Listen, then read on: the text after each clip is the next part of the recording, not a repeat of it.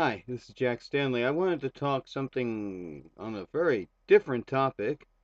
I wanted to talk about the assassination of John F. Kennedy and the various mistakes that followed the assassination that have led us to the belief of a massive conspiracy.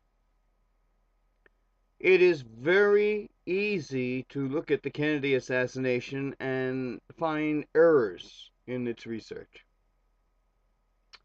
This is very true. However, one thing that is important to know and to think of is that John F. Kennedy, although in our eyes, although in the camera's view, was a hale, hearty, and vibrant individual, he was vibrant intellectually. Physically, he was not in good condition. I mean, he suffered from uh, failure of the adrenal glands. He had a very bad back. He suffered from a number of other debilitating problems. And he was on various medications, in fact, up to 18 different medications. And of course, he was on some medications to counter the effects of some other medications. All of these medications, all of this was to keep him in a basically healthy mode. Because we're talking about a man who, in reality, without the medications, was a very weak individual. Now, once again, what I mean by weak, I do not mean a weakling, but he had trouble with his joints, he had trouble with his back, he had trouble with his whole situation of basically providing the energy and the stamina. He was on cortisone, he was put on steroids, uh, he was getting a little bit of everything to keep him healthy and hearty. With that all being said, on the day that he is assassinated, which is dreadful, no other words, I have made a recording here remembering that date, which I do. It was a dreadful day. His head was blown open. I mean, there was no way for him to survive, even though they did the heroics at the hospital. Now, this is where everything starts to go crazy. You have to understand the point of view of the Kennedy administration, the Kennedy family. And that was that according to law, if someone is killed in the precincts of a city, the medical examiner of that city examines the body.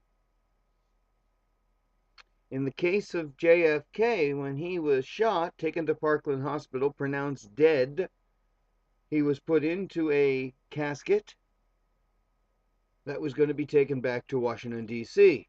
There was a battle of push and shove back and forth that the authorities in Dallas said it is their lawful right to do the medical examination.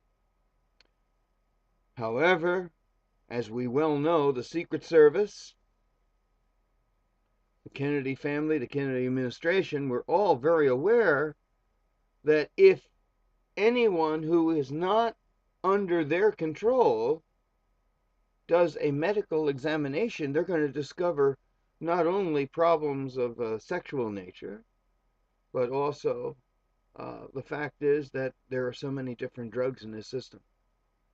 And that would have a profound effect upon his presidency, a very, very profound effect upon his image, what we perceive. Remember that old saying, it's not who you are, it's what people think you are. And in the case of John F. Kennedy, there was that massive push to get him back. And they did. They got the body back and they brought it to Bethesda and they did the autopsy. Now, here is where a lot of the problems arise. It's hard for us to ever imagine that one lunatic could kill the President of the United States. It's great to think that there is a conspiracy here, there, and everywhere to off the guy. And maybe there was something. I don't rightly know.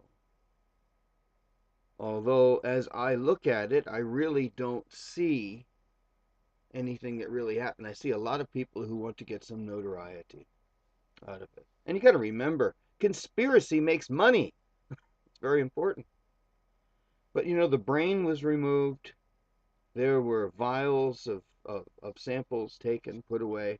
These were all put into the control of Robert Kennedy.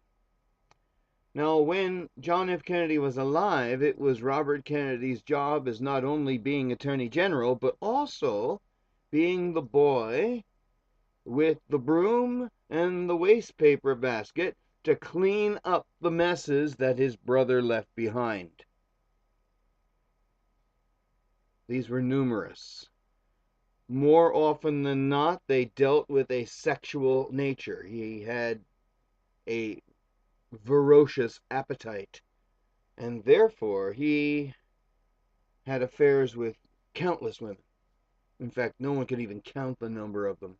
Many of them were prostitutes from the street that weren't even examined and looked at before they went to the president. He seemed to revel in that. And that's all well and good, but when you're president and you're living a life like this, it's very hard to keep it under the rug. Robert Kennedy did an admirable job of doing so, not only by finding everything, hiding it, but also threatening people, keeping control, keeping a lid on things.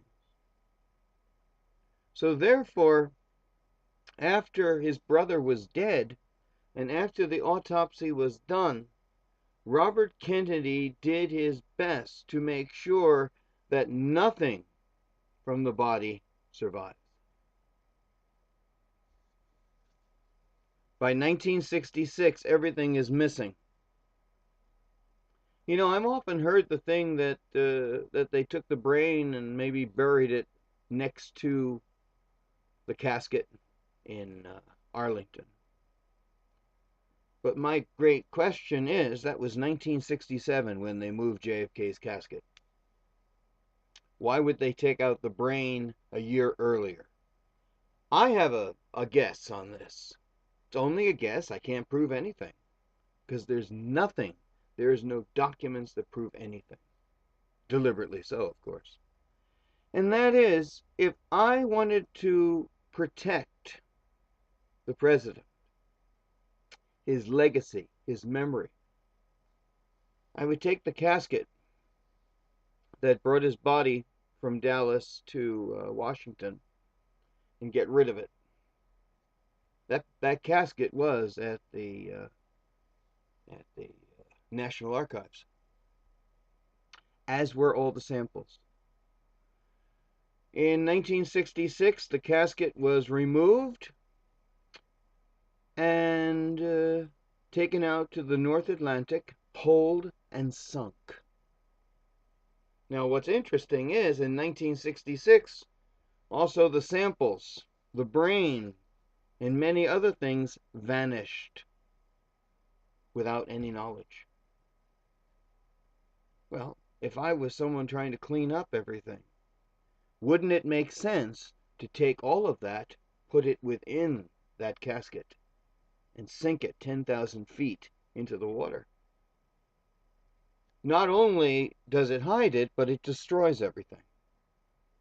So I'm very much of a belief that part of JFK went 10,000 feet into the water.